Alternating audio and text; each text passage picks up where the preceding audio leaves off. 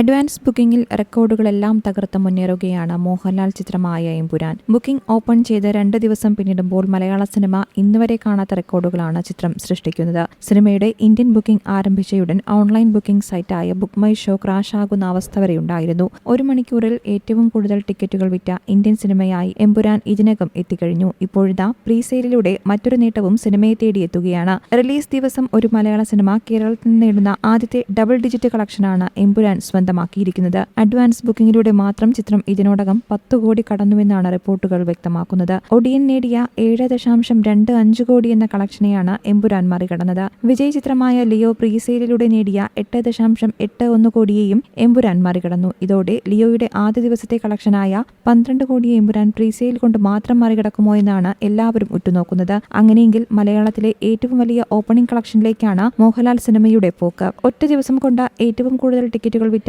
Indian cinema എന്ന റെക്കോർഡും എമ്പുരാൻ സ്വന്തമാക്കി. 24 മണിക്കൂറിൽ 6,45,000-ൽ കൂടുതൽ ടിക്കറ്റുകളാണ് ചിത്രത്തിന്റേതായി വിറ്റത്.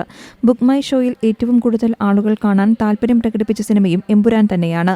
അതേസമയം വിദേശ രാജ്യങ്ങളിലെ എമ്പുരാന്റെ അഡ്വാൻസ് ബുക്കിംഗ് ഏതാനും ദിവസങ്ങൾക്ക് മുൻപേ ആരംഭിച്ചിരുന്നു. ഓവർസീസിൽ ബുക്കിംഗ് ആരംഭിച്ച ചിത്രത്തിന് മികച്ച പ്രതികരണമാണ് ലഭിച്ചിരുന്നത്. ഫ്രാഞ്ചൈസിയുടെ ആദ്യ ഭാഗമായ ലൂസിഫറിനേക്കാൾ ദൈർഘ്യത്തിലാണ് എമ്പുരാൻ എത്തുന്നത്.